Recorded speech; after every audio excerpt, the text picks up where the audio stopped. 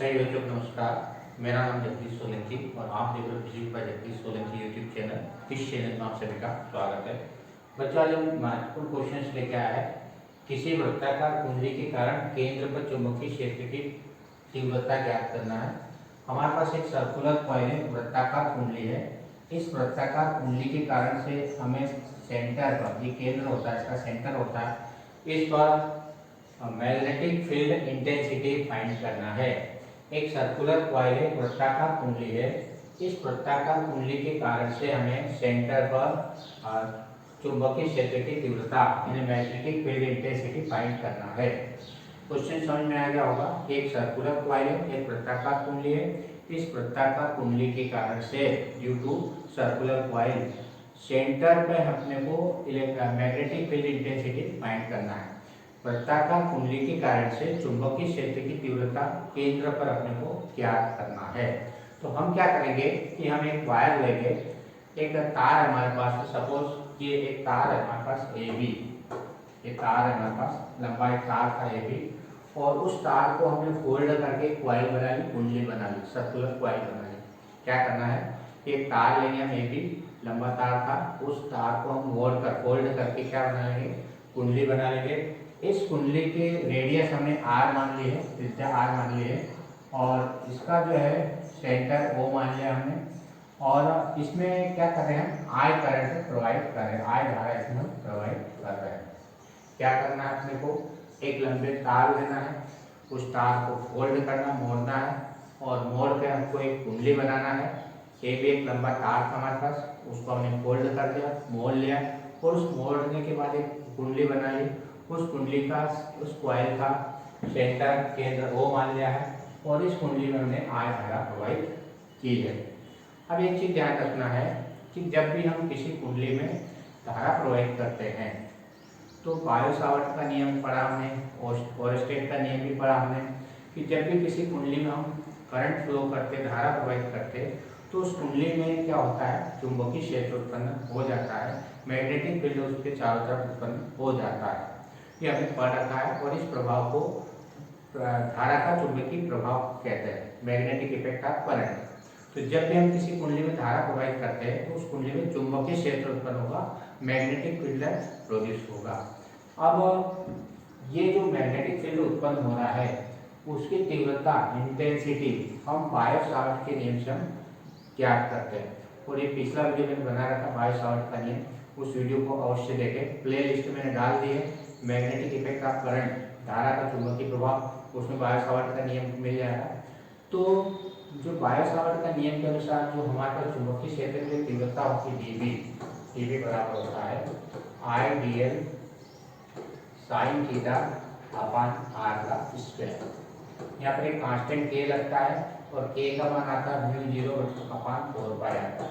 ये Biot Savart का नियम है, और उसके अनुसार ये प्रैक्टिकली हमारे पास जो मान प्राप्त होता, वैल्यू आती है फार्मूले की, dB क्या कहलाती है, चुंबकीय क्षेत्र की तीव्रता कहलाती है। dl एक छोटा सा अल्पांश लेते हैं, लंबाई लेते, लेंथ लेते हैं, I उसमें प्रवाहित धारा है, और साइन थीटा यानी थीटा एंगल होता है जो कि dl के साथ में जहाँ पर अपने को ज्ञात करना होता है वहाँ का एंगल होता है। जैसे मान लो dl है लेंथ, ठीक है dl, अब अपने को कहाँ निकालना, सेंटर, इस यहाँ से सेंटर हमने साइन थी, तो dl और ये जो r होता है इसके बीच का जो एंगल होता है उसको हम थीटा से प्रदर्शित करेंगे, या साइन थीटा से हम प्रदर्शित करेंगे।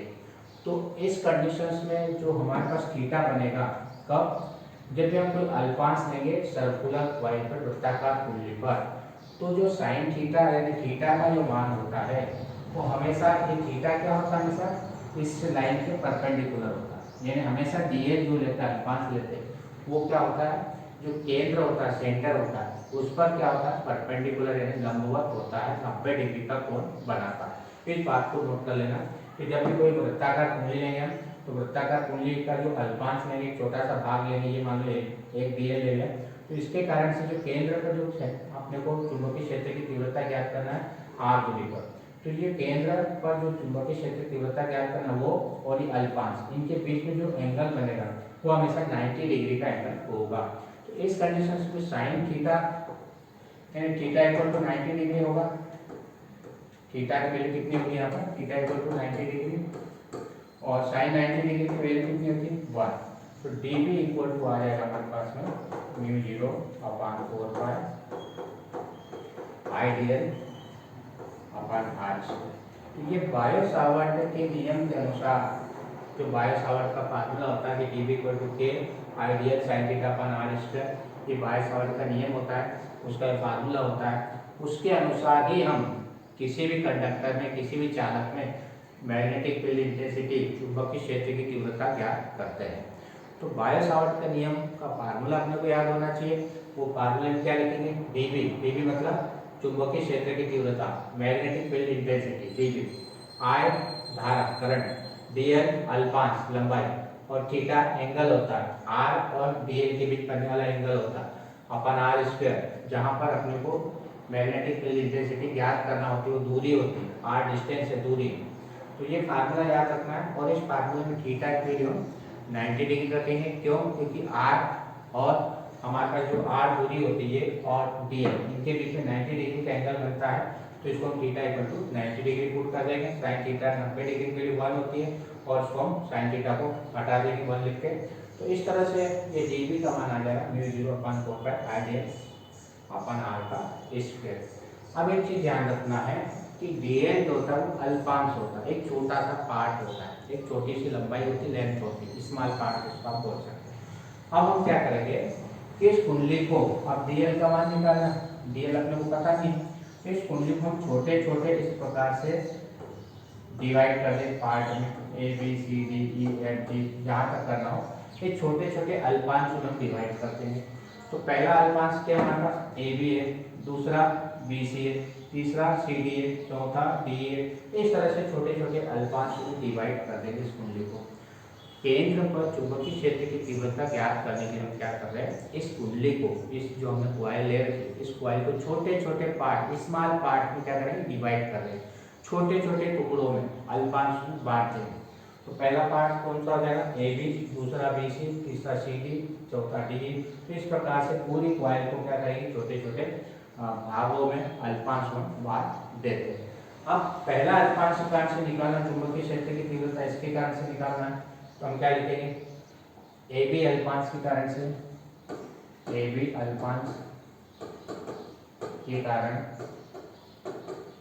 चुंबकीय क्षेत्र की तीव्रता, मैग्नेटिक फील्ड इंटेंसिटी, चुंबकीय क्षेत्र की तीव्रता, इसको हमने dB1 दे दिया, पहला भाग इसलिए dB1 equal to mu not upon 4 pi, K का मान म्यू नॉट अपॉन 4 पाई होता है, ध्यान रखना, जो के लिखा हमने इसका mu not upon 4 pi, R dl, dl की जगह अल्पांश क्या लेना, ए बी लिख देंगे, इस डीएल की जगह पहले ए बी लिखना है, R A B upon R का स्क्वायर।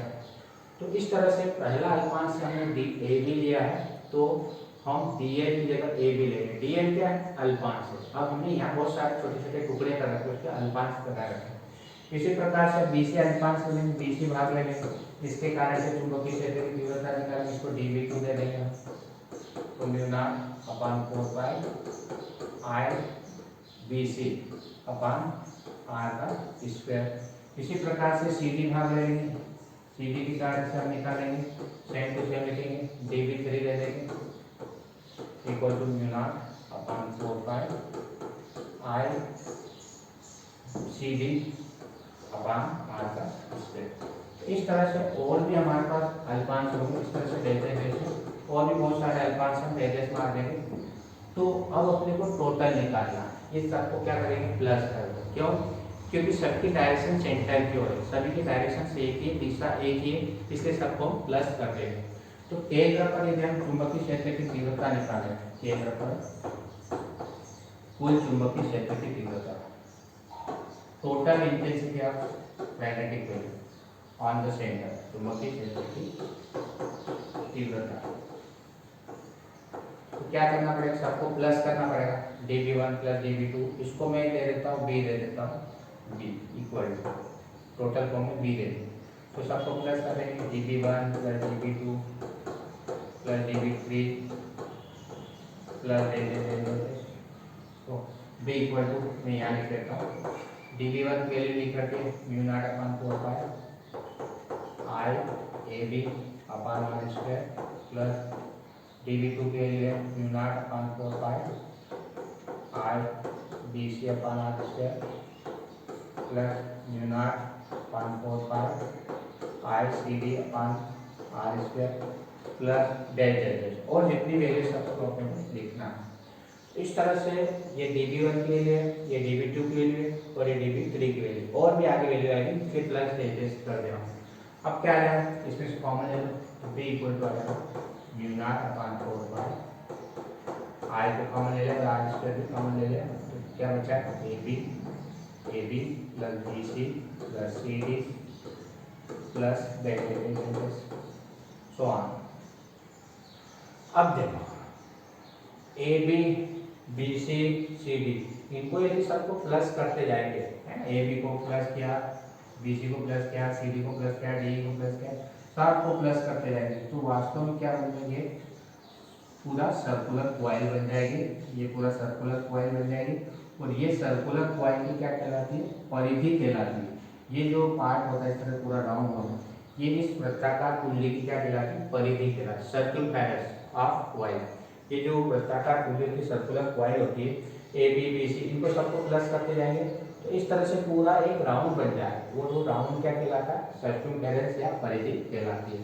तो ये जो हमने प्लस किया है A B B C C D ये वास्तव में वृत्ताकार कुंडली की क्या कहलाएगी परिधि कहलाएगी सर्कमफेरेंस कहलाएगी mu 0.4 pi I upon R square into वृत्ताकार कुंडली की परिधि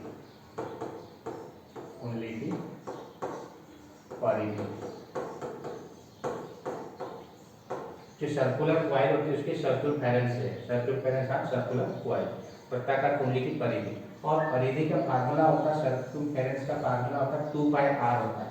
तो मैं यहाँ फाइनल आंसर लिख देता हूँ b equal to mu not upon 4 pi